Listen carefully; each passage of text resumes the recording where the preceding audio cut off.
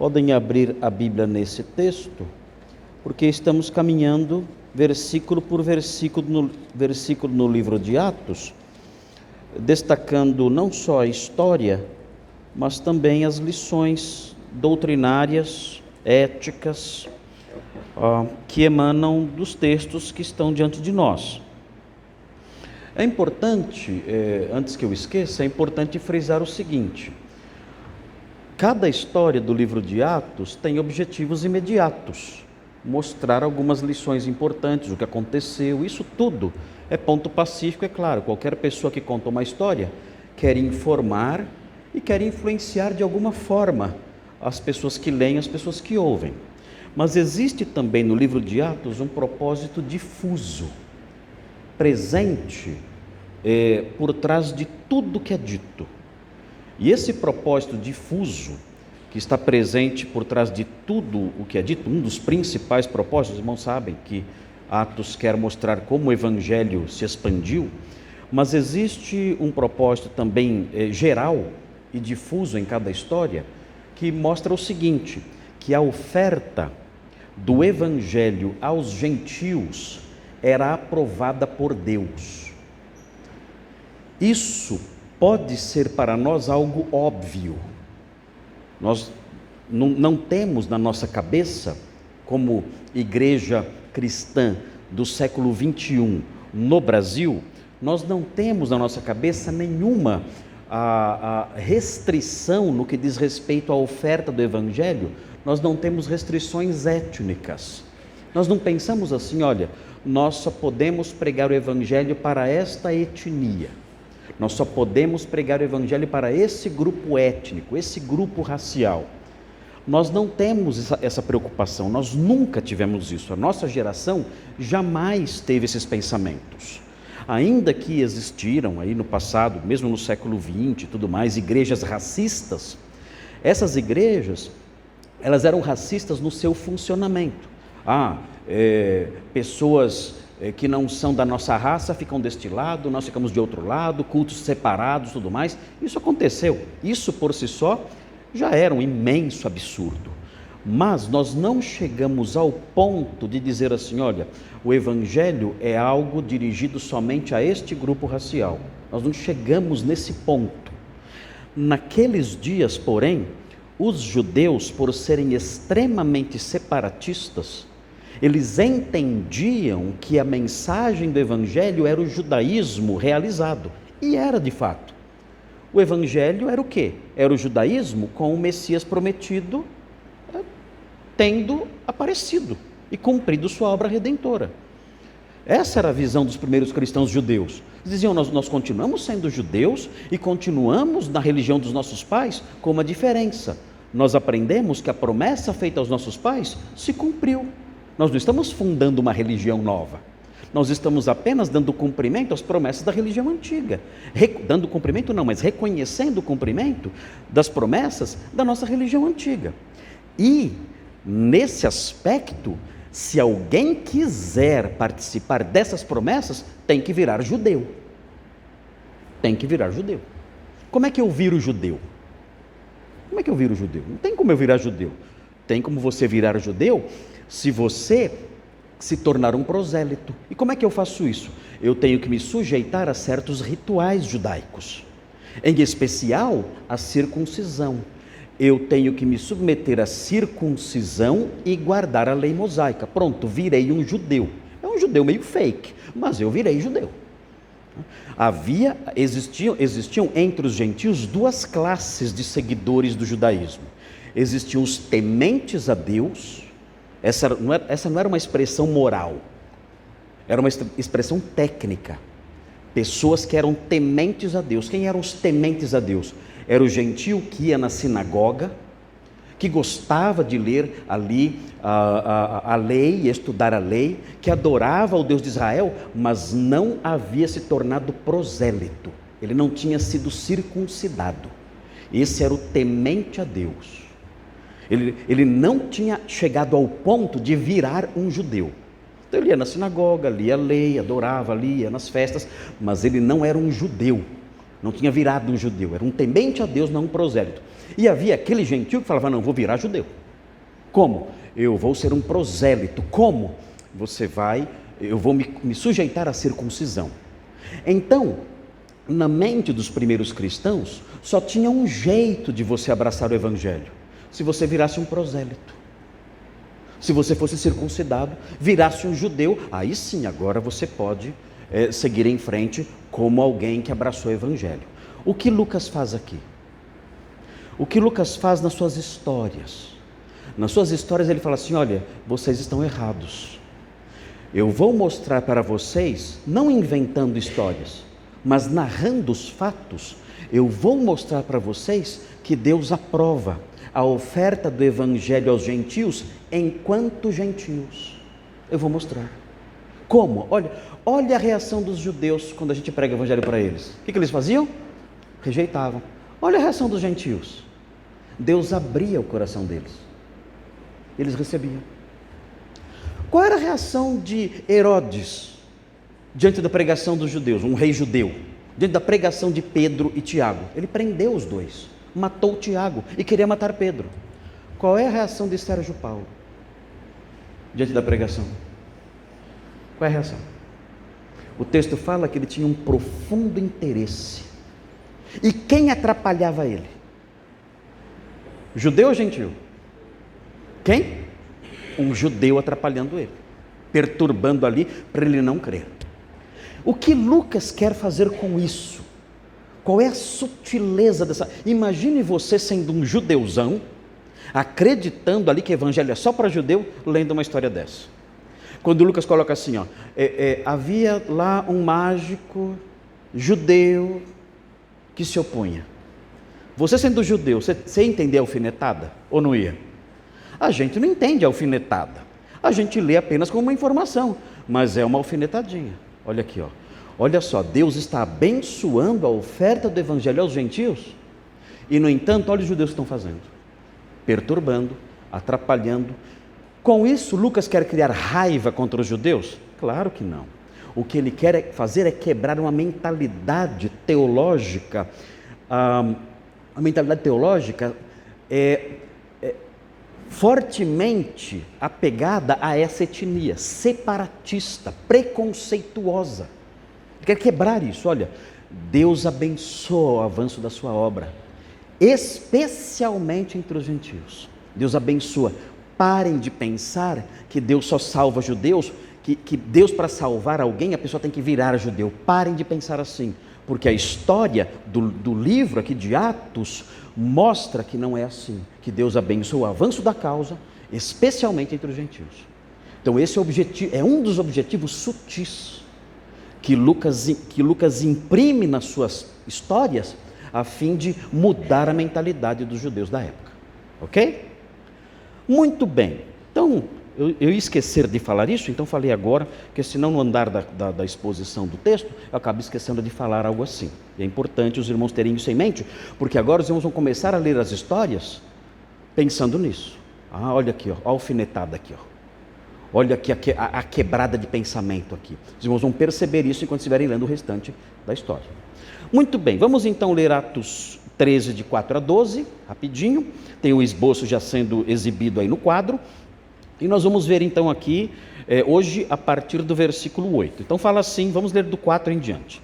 Fala assim: enviados, pois, pelo Espírito Santo, desceram a Seleucia e dali navegaram para Chipre.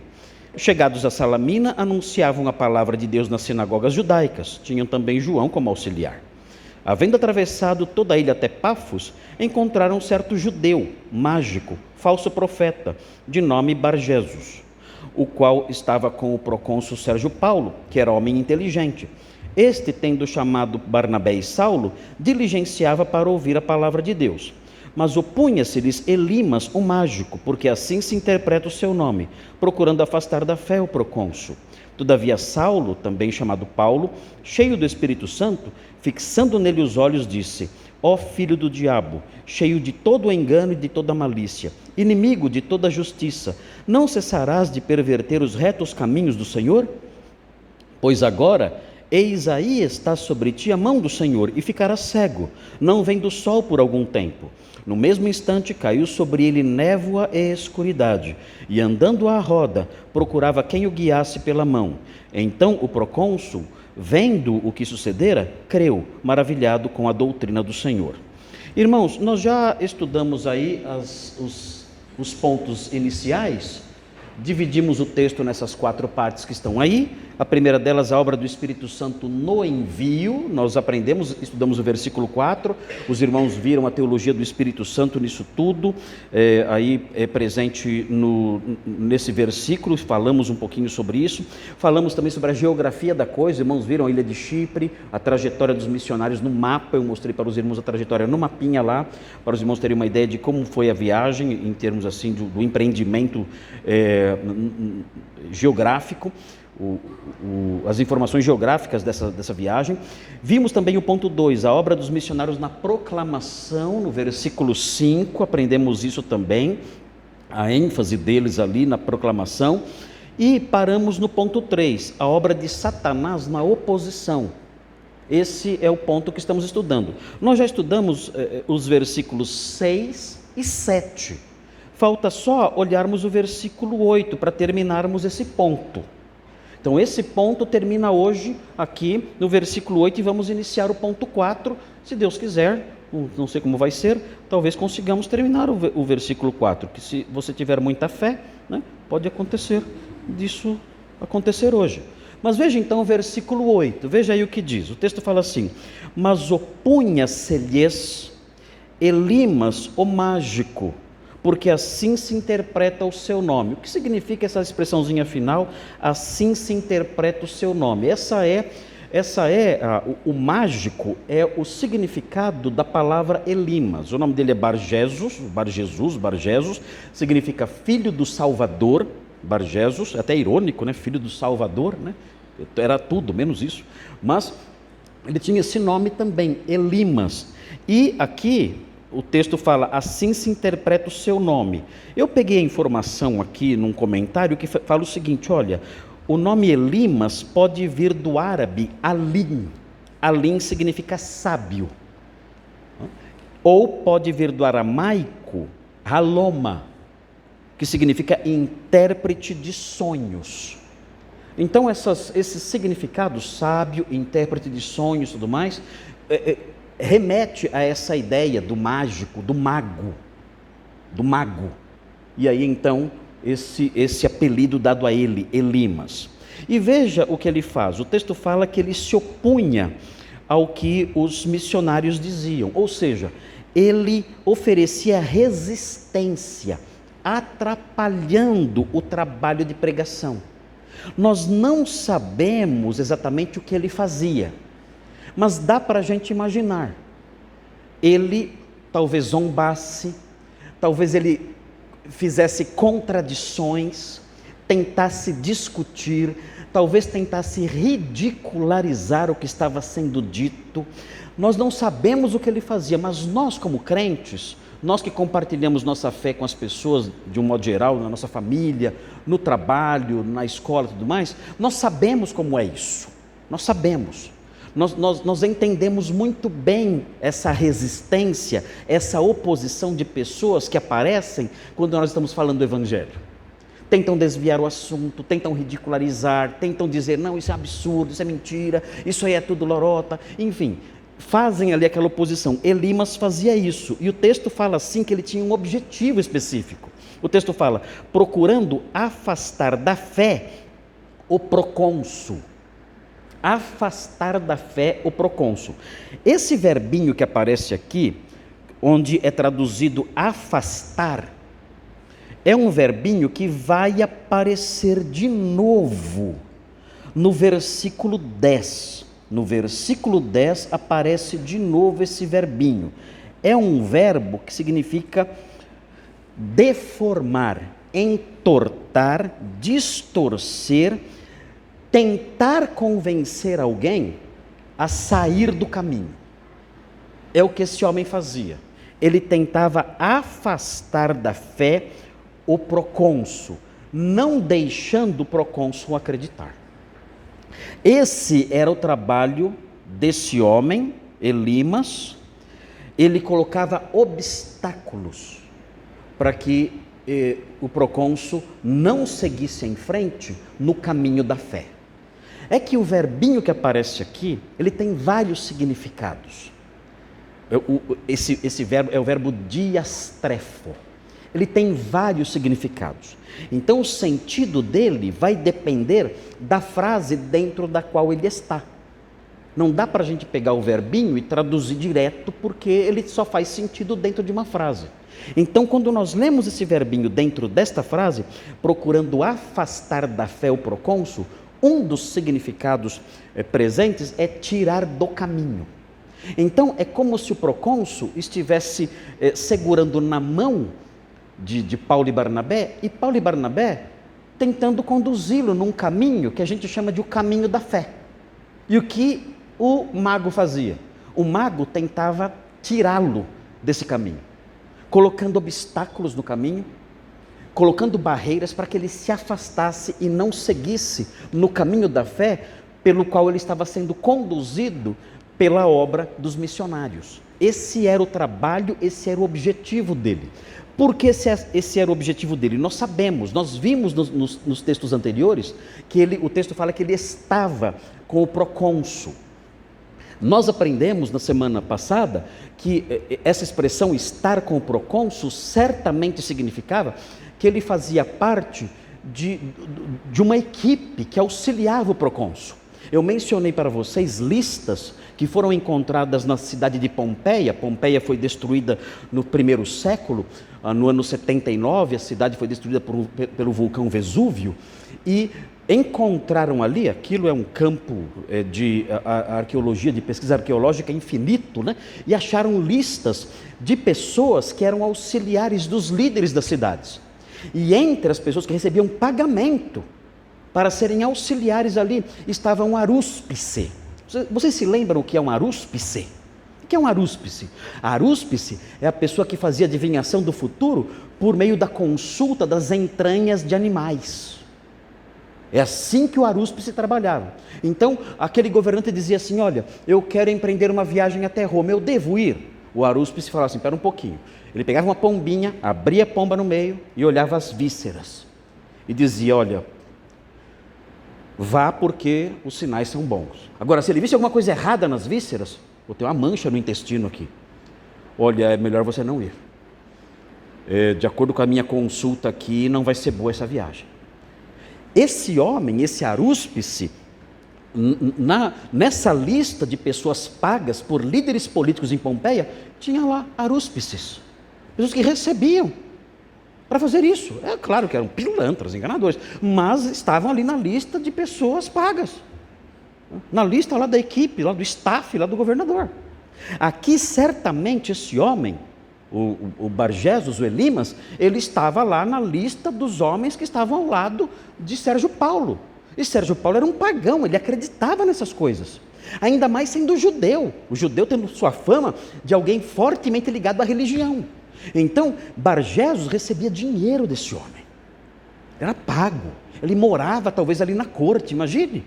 Imagine você morando no palácio de Buckingham e sendo consultor espiritual do príncipe Charles.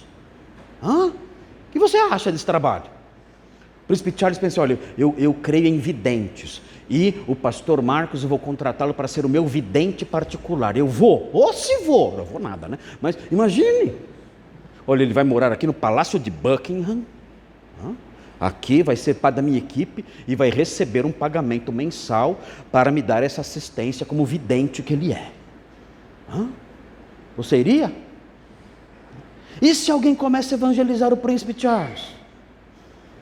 Você pensa: o que vai acontecer? Meu Deus, e se o príncipe crer no evangelho? O que vai acontecer com o meu emprego?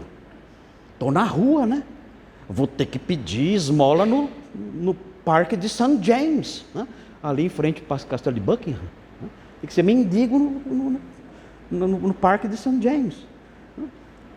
Não posso perder esse emprego. Esse foi o sentimento de Elimas o mágico. Assim: meu Deus, eu não posso deixar esse homem se converter. Elimas teve uma percepção, sendo incrédulo, que muito crente ainda não tem. Qual foi a percepção que ele teve, sendo incrédulo, hein? Ele percebeu o seguinte, ó, evangelho e superstição não se misturam. Evangelho e superstição e feitiçaria e adivinhação não se misturam. Ele, sendo incrédulo, pagão, ele se ligou disso. Ele era inteligente. Tem evangélico que ainda não se ligou acerca disso. Mas Elimas se ligou, falou, se esse homem crer no evangelho, eu estou no olho da rua. Eu vou para a rua. Vou ter que arrumar clientes muito inferiores, ganhar muito menos do que eu ganho e não ter privilégio nenhum. Nós não sabemos se esse homem, depois de tudo que aconteceu, ele se converteu. Não sabemos. Há uma suspeita na história da igreja de que ele não se converteu. Pelo contrário, ficou até pior. Mas depois eu falo sobre isso. Muito bem. Então o que nós temos aqui?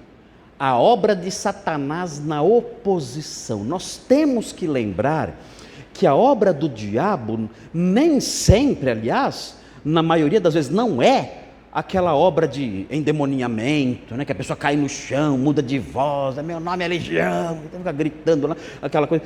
Nós tendemos a pensar, como evangélicos que somos, e tendo recebido uma herança de décadas acerca de uma visão do diabo específica, nós tendemos a pensar, quando fala diabo, obra do diabo, pensamos nessas coisas.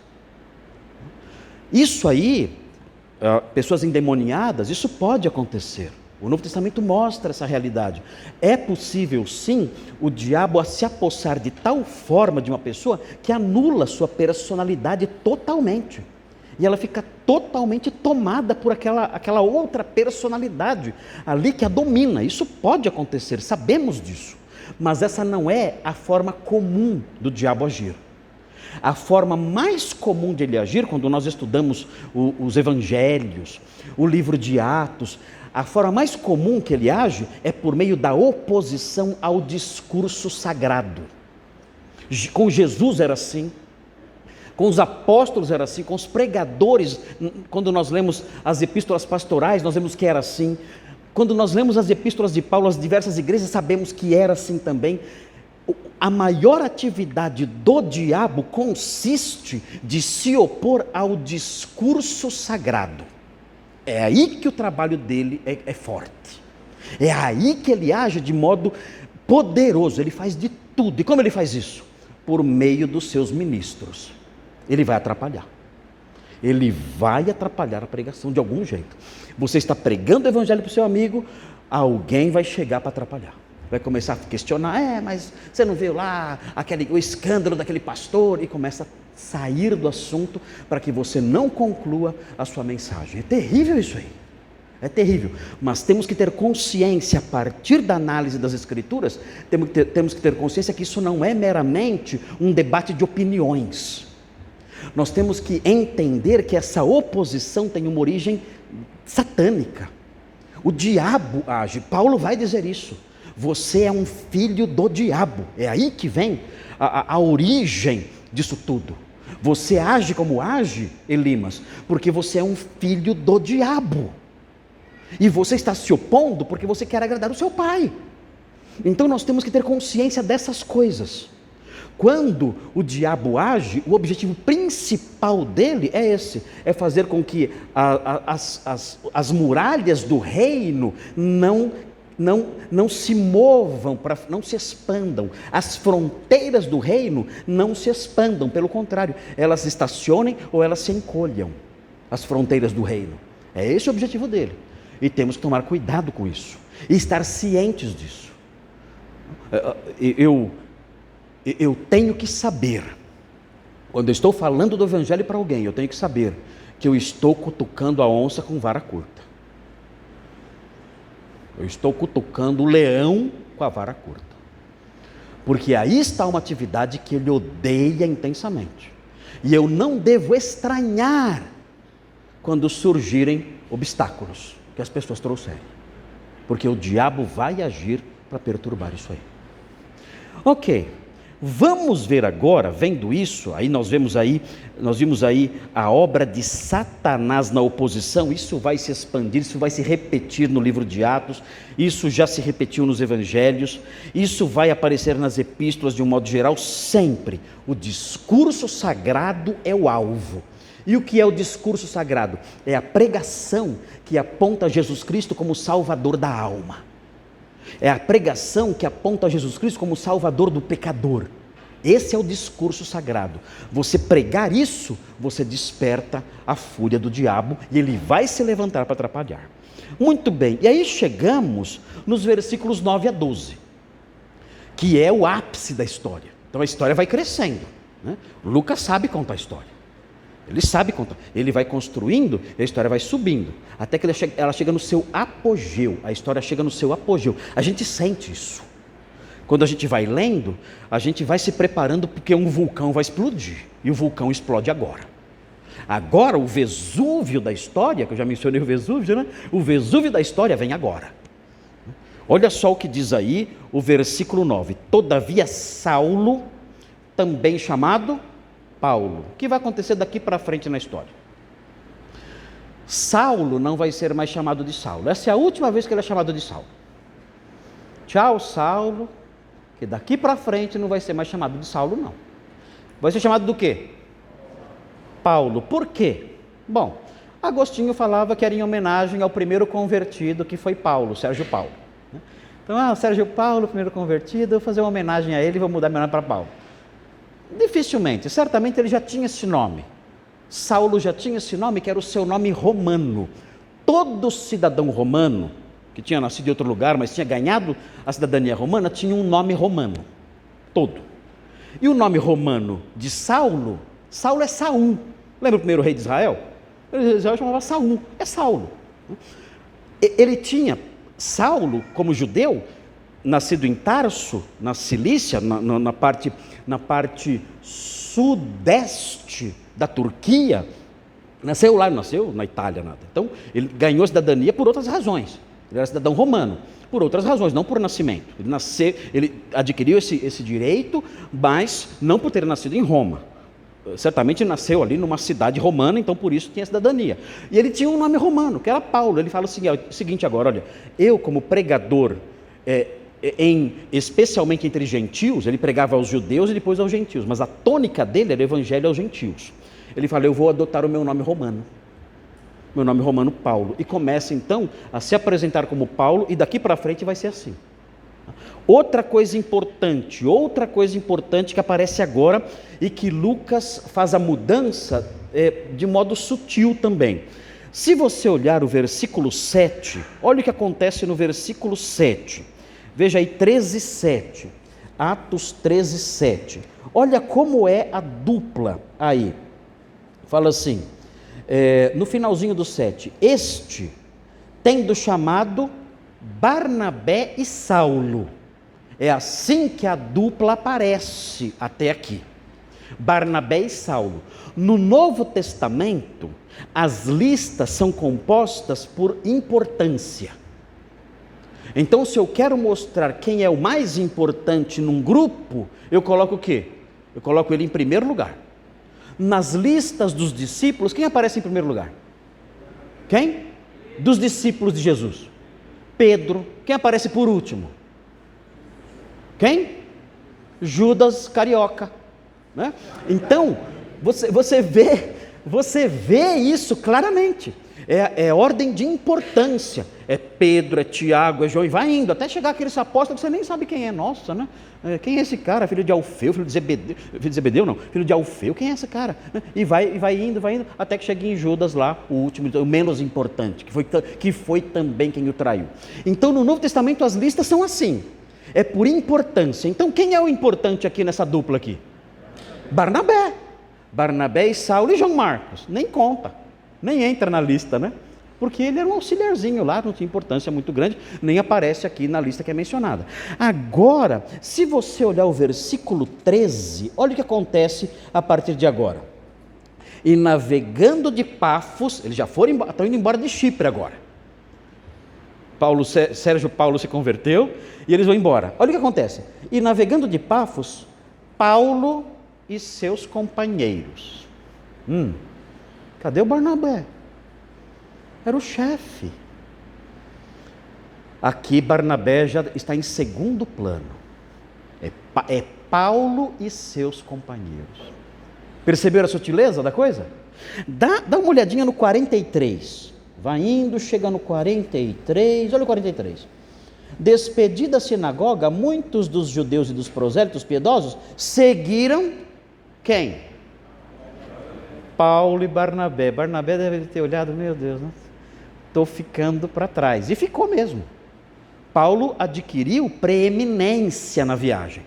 E daqui para frente vai ser assim. Vai aparecer isso de novo no versículo 46.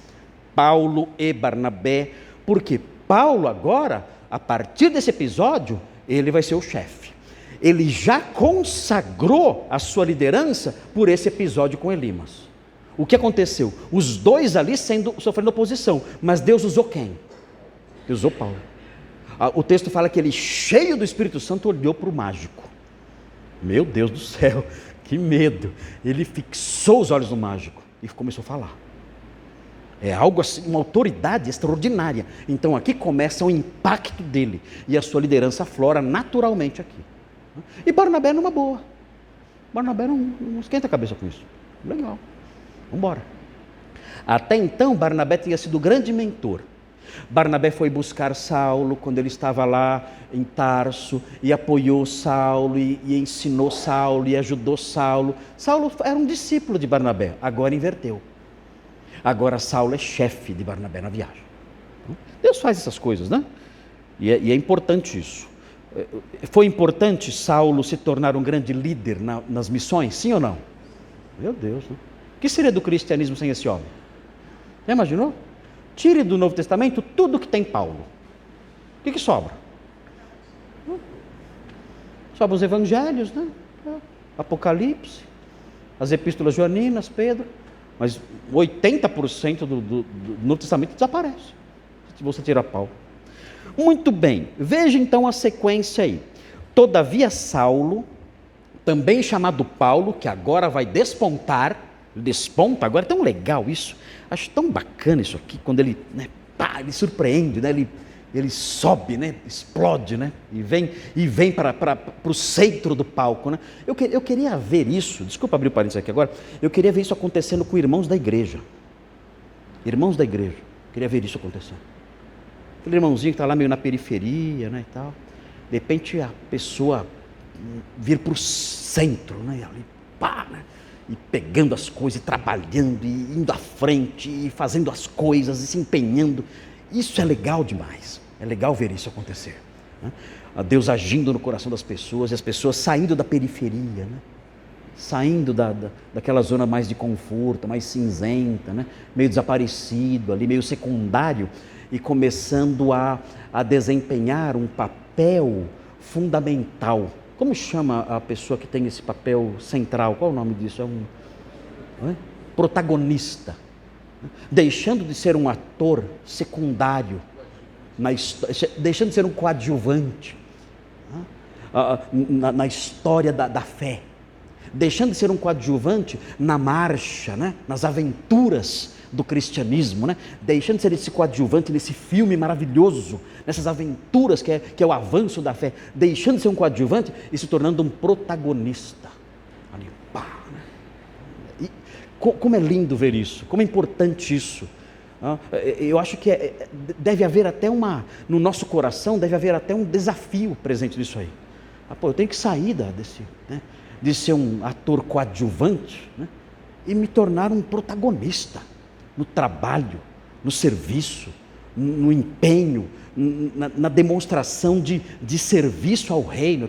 Eu tenho que deixar de ser um ator de segundo plano e tenho que ser um protagonista, não coadjuvante. Tem uns que nem coadjuvante é figurante.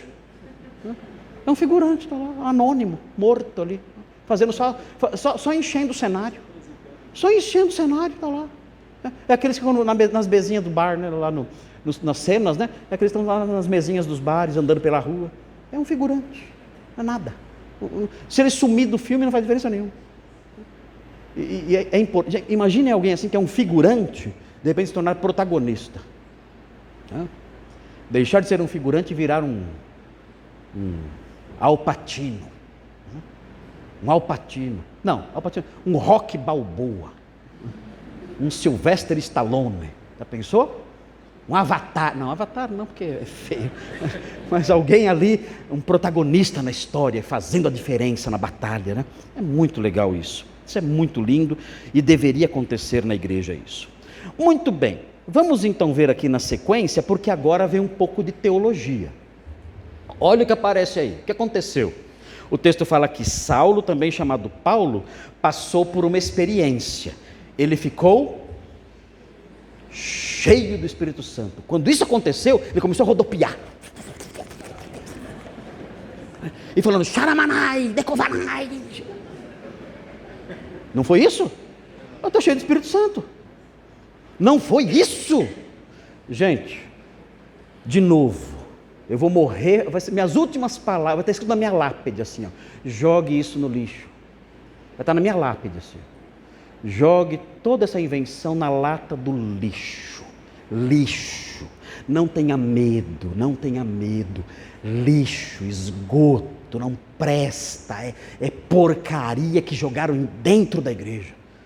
Esqueçam essas bobagens, meu Deus, esqueçam isso.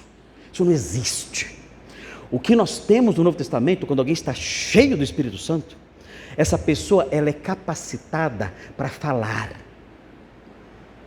falar com coragem e ousadia.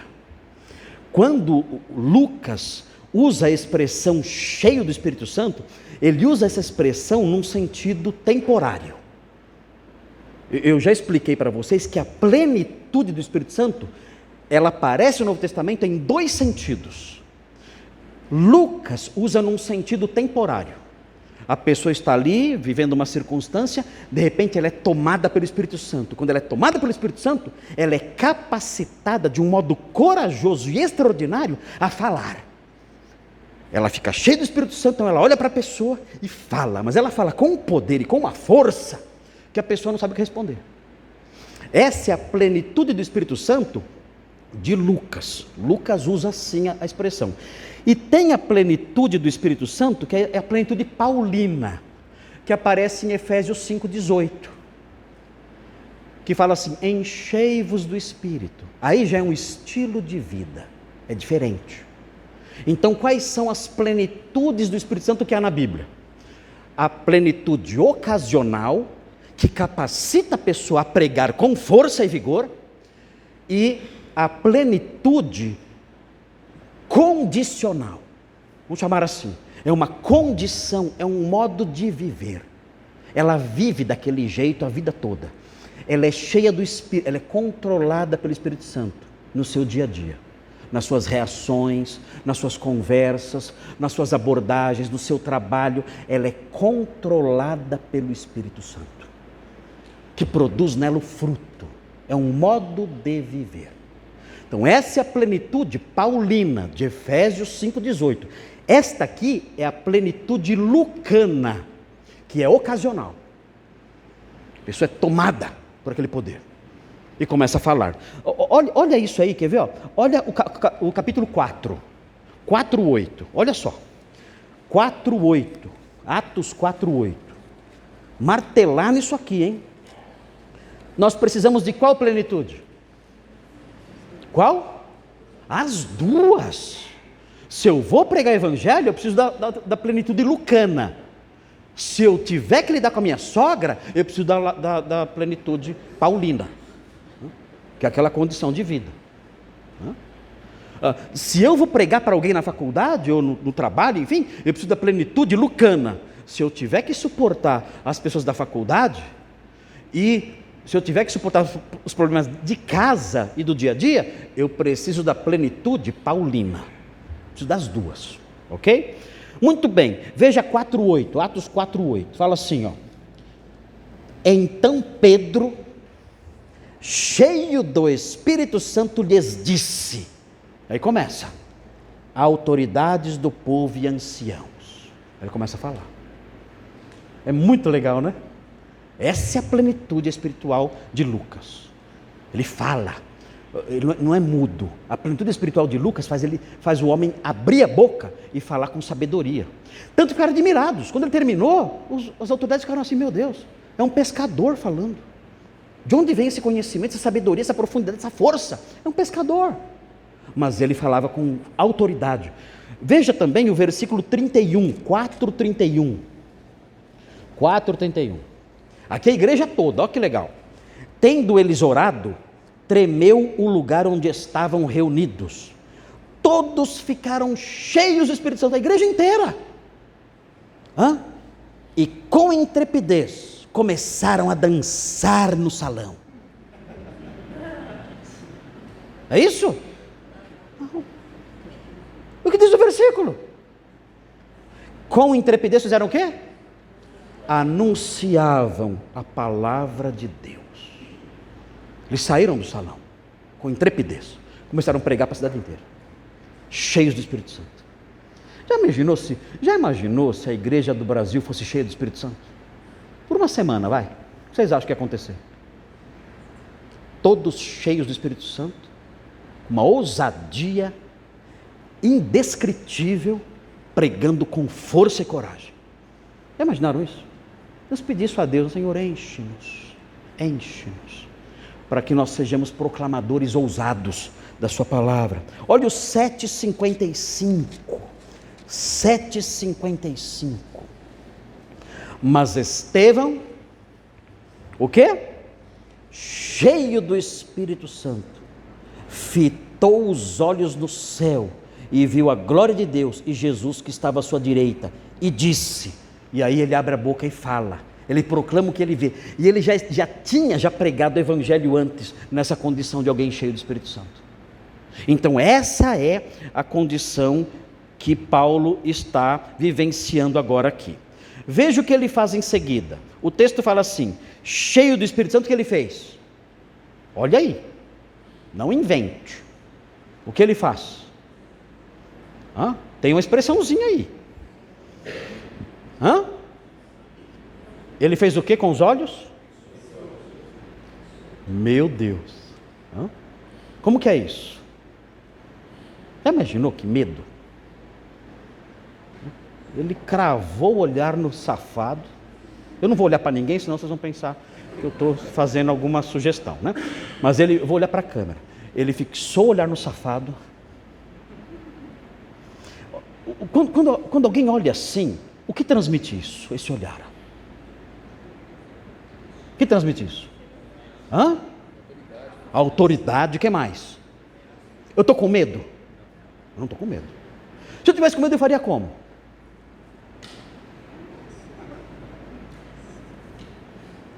Faria assim. Até bicho faz assim, né? Quando o bicho está com medo, ele olha para a gente meio assim. Mas eu olho fixamente, eu fixo o olhar. Elimas, é você, né? Olho no olho, ó.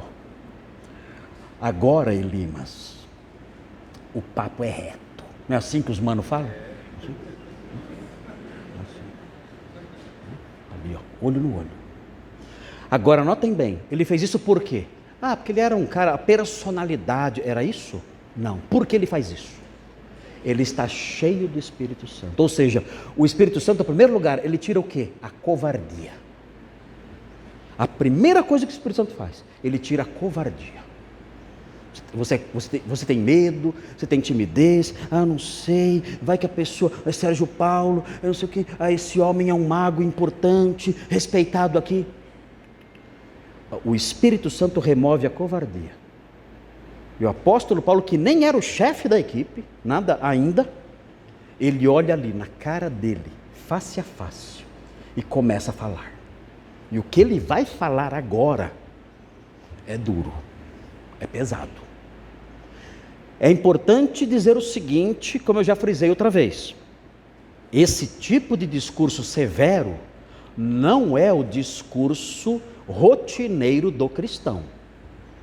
Você não pode chegar para qualquer pessoa e falar: vem cá, ó filho do diabo, cheio de todo engano. Você não pode fazer isso. Isso aqui foi algo necessário num momento específico. Ele percebeu que aquele homem, além de ser um enganador, como ele vai dizer agora aqui, ele estava cometendo um crime muito maior, que ele estava tentando desviar o procônsul da fé. Para isso não tinha conversa, era o cúmulo, era o ápice. Então o apóstolo Paulo, nesse momento, ele pegou o chicote. Jesus vivia com o chicote na mão? Não, seus discursos eram serenos, mas algumas vezes o que ele fez? Catou o chicote. Raça de víboras, sepulcros caiados, como vocês vão escapar da condenação do inferno? O pai de vocês é o diabo. Pesado, mas nem todo o discurso dele era assim. Ele dirigia esses discursos a algumas pessoas em alguns momentos quando era necessário. Aqui nós aprendemos, Paulo vai ser extremamente severo. Nem sempre ele é assim. Ele entra nas sinagogas, ele prega, ele convida a fé, ele anuncia a mensagem com serenidade, mas em alguns momentos ele é severo. Nós temos que ter sabedoria com isso. Eu me lembro, quando eu pregava o evangelho na sessão onde eu trabalhava, eu era o pregador da sessão toda. Eu vivia pregando para todo mundo. Na hora do almoço em especial, né, eu fazia aquilo que eu falei para vocês, eu ia na sala de treinamento dos gerentes e reunia um grupo e ficava explicando o evangelho lá na luz, usando a sala escondido. Não era escondido, era mais ou menos, né? Mas eu ficava lá usando aquilo. E eu me lembro que uma vez, eu explicando o evangelho para um moço que tinha dúvidas, um outro jovem começou a atrapalhar. Começou a atrapalhar. E eu não tinha lido esse texto aqui, não tinha lido. Mas parecia que eu tinha lido, que eu olhei para ele, eu fiz igual Paulo, eu era o Paulinho. Eu era moleque, né? Tinha 15 anos de idade. Olhei para ele e falei, impressionante, né, meu amigo? Aí ele parou. Eu falei, é impressionante. Eu estou pregando a palavra de Deus e você está me atrapalhando. É impressionante o modo como você serve o diabo. Estou impressionado com você. Gente, esse moleque perdeu rebolado. Era um garoto, 14, 15, 16 anos, não lembro agora. Ele abaixou a cabeça, não. Eu falei, você está perturbando a obra de Deus. Falei. Quando eu li esse texto aqui, eu falei, nossa, eu fiz algo parecido com isso uma vez, quando eu era moleque. Falei. Gente, esse moleque chamava Adilson. Chama o nome dele, Adilson. O Adilson, ele ficou quieto, ele nunca mais me atrapalhou. Ele não se converteu nada, mas ele nunca mais me atrapalhou. Eu pregando ali, ensinando ele quietinho, nunca mais. Uma vez só. Mas eu fiz isso aqui. Falei, fixando nele os olhos. Falei. E eu não tinha autoridade nenhuma sobre ele. Eu era um colega de trabalho. Mas eu percebi que ele foi acometido de medo de mim, por causa do jeito que eu falei. Então é interessante isso aqui. Deus nos capacita. Eu era um moleque, mas Deus capacita a gente nessas horas. Então você fala, pastor, mas eu sou tímido. Quando você estiver cheio do Espírito Santo, a timidez vai embora. Veja o versículo 10. Como começa? Ó filho do diabo. Meu Deus. É tenso, hein? Já pensou chamar alguém de filho do diabo? Você já chamou alguém de filho do diabo? Já chamou? Quem já chamou alguém de filho do diabo? Levanta a mão. Ninguém, né? Espero que nunca seja necessário chegar a esse ponto, porque é uma agressão muito pesada isso. Ó filho do diabo. Porque Bar-Jesus significava o quê? Filho do Salvador. Não, eu não sou filho do diabo, sou filho do Salvador. Não, seu nome é fake. Seu nome não tem nada a ver com você. É como chamar o Carlos Gondalini de miudinho. Não tem nada a ver. Nada a ver. É como chamar o Nicolas de bonito. É irônico. Seria uma ironia, né, pastor? Seria uma ironia.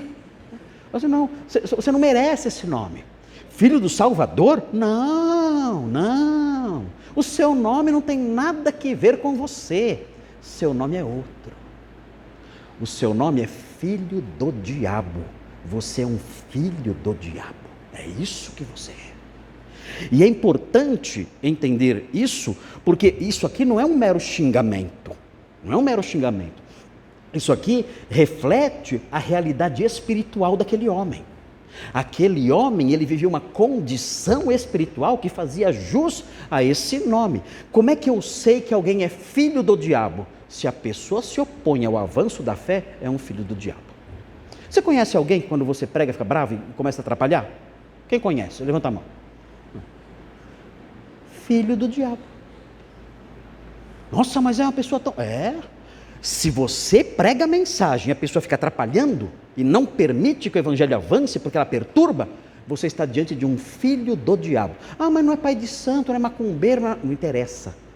Não interessa. Pode até se definir como evangélico. Aliás, há evangélicos que se opõem ao avanço da fé. Se você começa a pregar, às vezes, o evangelho para alguém, tem lá, às vezes, um evangélico do lado e começa a perturbar. Evangélico, começa a perturbar. É um evangélico filho do diabo. Isso acontece. Aqui na igreja tem um moço, um membro aqui da igreja, que quando ele prega o evangelho no trabalho dele, um outro evangélico começa a desfazer o que ele está falando. Começa a falar, não, isso aí, esse cara é tradicional. Isso aí ele está querendo fazer sua cabeça. Isso aí não é assim não. E o cara é de uma igreja. E fica desfazendo o que ele fala. Ele não está discutindo com ninguém sobre ser tradicional ou não ser tradicional, nada disso. Está pregando o evangelho, mas o evangélico fica se opondo. Eu disse a esse nosso irmão, falei para ele, olha, você está diante de um filho do diabo, que vai na igreja gospel, e canta corinhos e tudo mais, e fica lá, mas é um filho do diabo, que ele não tem discernimento para perceber que você está pregando o evangelho. O que ele deveria fazer? Deveria colocar essas diferenças de lado e dizer, olha, ele está pregando o evangelho, eu vou ajudar. Eu vou dizer, olha, ouça o que ele está falando, porque independentemente das nossas concepções doutrinárias secundárias diferentes, ele está anunciando o caminho da salvação para você. Ouça o que ele está falando, ele está pregando Jesus para você. Escute isso. Não. Ele faz oposição. É um filho do diabo. Tem mais traços do filho do diabo. Olha Mateus 13. Mateus 13, 37. Tem outros traços dos filhos do diabo. Esse aqui é fogo, viu? Esse aqui é fogo. Mateus 13. Traços dos filhos do diabo. Será que eu sou um filho do diabo? Agora você vai saber se é ou não. Olha aí, já sabe um traço. Veja aí, Mateus 13, 37. Olha o que fala. E ele respondeu: o que semeia a boa semente é o filho do homem. O campo é o mundo. A boa semente são os filhos do reino. O joio são quem? Os filhos do maligno. E o inimigo que semeou o joio, é o diabo. A ceifa é a consumação do século e os ceifeiros são os anjos. Aqui, o filho do diabo é quem?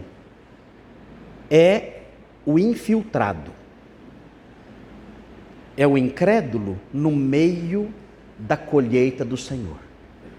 Quem é crente é trigo, é a boa semente. Mas o diabo vem e faz o quê? Ele planta o joio. Onde? Lá fora? Lá na rua? Não, onde? Ele planta. Aí você fala, mas o que o incrédulo quer fazer lá? O diabo plantou ele. O que o incrédulo quer fazer numa igreja? O diabo, pai dele, ele é filho do maligno. O diabo, pai dele, colocou ele lá. Então onde ele está? Aqui. Ele está aqui agora. Está aqui. Levanta a mão, filho do maligno. Está aqui. Tá ou não está? Tá. Tá sim, está aqui.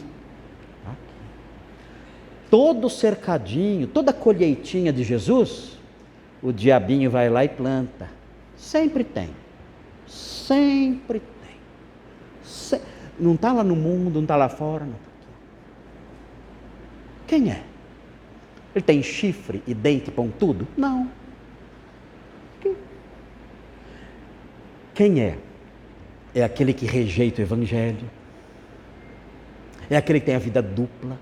Ele tem uma vida aqui e outra lá fora. É esse aí. Ele existem, né? Existem esses problemas nas igrejas, né? Os crentes que têm uma postura aqui dentro. Ele tem um modo de vida aqui dentro. Ele é um aqui dentro. E lá fora é outra coisa totalmente diferente. Ele tem segredos feios. Ele vive num mundo paralelo fora daqui. Outras amizades, outra linguagem, outros valores, outros pensamentos, outros desejos, outras buscas, outros sonhos, outros amores, lá fora. Ou aqui dentro escondido. Mas ele está aqui. Ele cantou hinos com a gente. Ele cantou com a gente. Mas é alguém que nunca conheceu a fé verdadeira e quando ouve, não quer saber. É o filho do maligno, plantado na colheita do Senhor. Até quando ele vai ficar? De acordo com esse texto aqui, até a consumação dos séculos. Quando Jesus vier, o que ele vai fazer? O que ele vai fazer? Vai separar. Vai ter surpresa naquele dia? Você é joia. Mas não, eu sou joio. Aí separa. Triste isso, né? Eu acho que isso aqui deveria fazer a gente pensar um pouquinho. Senhor, qual é a minha condição espiritual? Qual é a minha condição espiritual? Me ajuda a definir isso. Eu sou um filho do Senhor pela fé em Jesus, transformado, lavado, santificado, perdoado. Eu sou essa pessoa? Ou eu nem sei o que eu estou fazendo naquela igreja? Eu sou uma nova criatura em Cristo? Eu sou. Senhor, eu tenho dúvidas na minha cabeça. Não sei, eu acho que eu não sou um crente, eu acho. Então, Senhor, eu me aproximo do Senhor com uma fé vacilante, com um coração fraco, com a mente cheia de nuvens. Eu me aproximo do Senhor agora. O Senhor conhece minha natureza. O Senhor sabe que eu sou poeira. O Senhor sabe que eu sou sombra apenas. E eu quero pedir misericórdia. O Senhor sabe quem eu sou. E se a minha fé é falsa, se eu estou me enganando meus irmãos, e eu não vivo em santidade, eu não sou seu discípulo de fato, eu não nasci de novo, eu invoco o seu nome agora. Eu invoco, socorro, salva-me, ajuda-me na minha incredulidade, ajuda-me. Eu sou pó, eu sou fraco, socorro, ajuda-me, salva-me, Jesus. Eu não tenho outra saída, só o Senhor. Quando Jesus escuta isso, o coração dele se derrete. Ele faz assim: vem. Ele abraça você, ele transforma você e perdoa você. Mas é necessário isso, essa aproximação, esse clamor: Senhor, tem misericórdia de mim, pecador. E ele ouve, perdoa e salva. Isso é muito lindo, o evangelho é maravilhoso. Vamos ver mais uma coisinha rápida aí. João 8,44, nosso horário está correndo. Ai, Senhor, ajuda-nos. João 8,44. Quanta coisa para aprender, né? Muita coisa para aprender. Eu estou ficando velhinho e eu não vou conseguir ensinar tudo. João 8,44. Eu vou ensinar lá no céu. Olha só aqui uma informação sobre os filhos do diabo. Olha só. Vós sois do diabo, que é vosso pai. João 8,44. E quereis satisfazer-lhe os desejos. Então veja, quais são os desejos? Ele foi homicida desde o princípio e jamais se firmou na verdade, porque nele não há verdade. Quando ele profere mentira, fala do que lhe é próprio, porque é mentiroso e pai da mentira.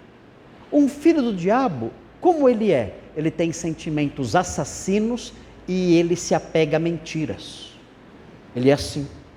o filho do diabo tem sentimentos assassinos, ele tem ódios mortais dentro dele, tem ódios mortais no coração dele, ele é um assassino dentro dele, ele tem o DNA do assassino, ele tem rancores, ódios terríveis, e além disso, ele ama tudo que é mentira.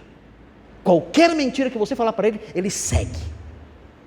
Qualquer coisa que não valha nada, que não tenha uma gota de verdade, para ele é extraordinário, fantástico, ele aplaude de pé, é algo de gente de cabeça aberta.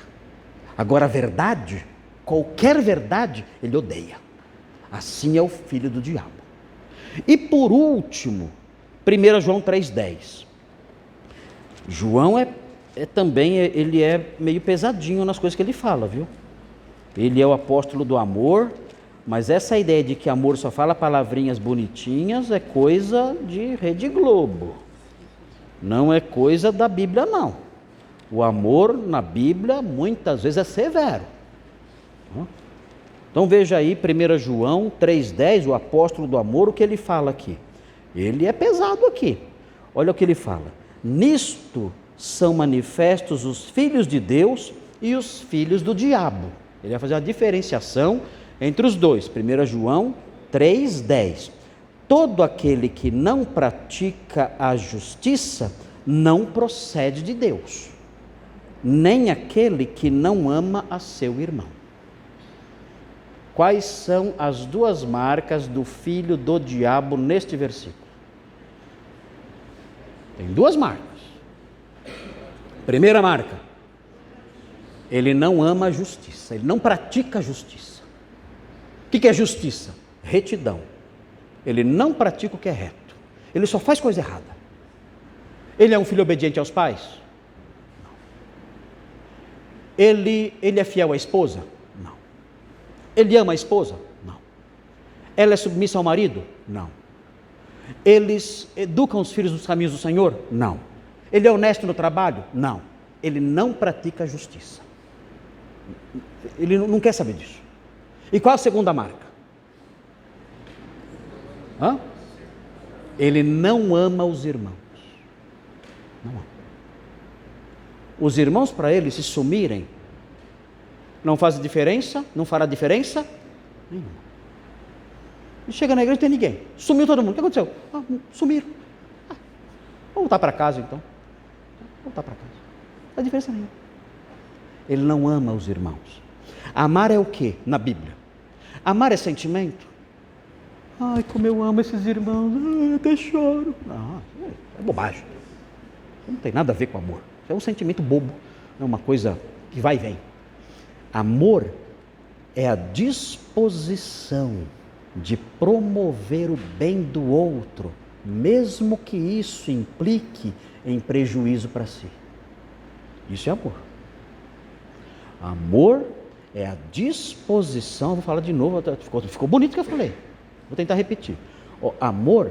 Amar é a disposição de promover o bem do outro, mesmo que isso traga prejuízo para si. Isso é amor. Eu vou deixar de desfrutar de algum benefício para promover o bem daquela pessoa. Isso é amor. Agora, se o bem daquela pessoa, eu vejo que ela precisa de algo, e eu viro as costas e não quero nem saber, isso é o desamor, é o não amar o irmão. É um traço dos filhos do maligno. É importante isso aí. A prática da justiça e o amor real, o amor com as mãos, não com o sentimento e nem com a boca, mas o amor com as mãos, que faz algo que custa, para que o outro seja aliviado em suas lutas, dores e dissabores. Isso é o amor de verdade. Se eu estou na igreja e eu não quero nem saber disso, tem algo errado aí. Tem algo errado. Queridos, temos que parar. Paramos, olha onde paramos, no filho do diabo, tanto lugar para parar, né? A gente parou nessa expressão. Mas eu vou continuar na semana que vem. Tem várias coisinhas legais, é muito legal esse texto aqui. Tem umas teologiazinhas pululando aqui, assim, estou louco para falar, mas não vai dar tempo. Mas é muito, muito legal. Vai continuar, né? Ele vai continuar cheio de todo engano e toda malícia. Vai falar. Ele fica falando coisas terríveis, né? Inimigo de toda justiça. Pô, pega leve, já entendi, né? Mas ele continua falando. Paulada sobre paulada. E vem o castigo. Qual foi o castigo? Ele ficou cego. Nós vamos ver isso aí tudo direitinho. E é legal o finalzinho, porque olha lá, o ponto 4 fala a obra de Deus no juízo e na salvação. Teve só juízo na história? Não, teve a salvação também. O procônsul, ele creu na doutrina do Senhor depois de tudo isso aí. Então, muito legal a história. E no finalzinho tem uma teologiazinha, embutidinha, no versículo 12. É uma teologiazinha da salvação. Tem um ensino sobre a salvação embutido no versículo 12. Um princípio muito, muito, muito importante, teológico, soteriológico, embutido no versículo 12 que nós temos que aprender. Então, na próxima aula, domingo que vem, eu vou terminar essa parte para que os irmãos conheçam esse princípio.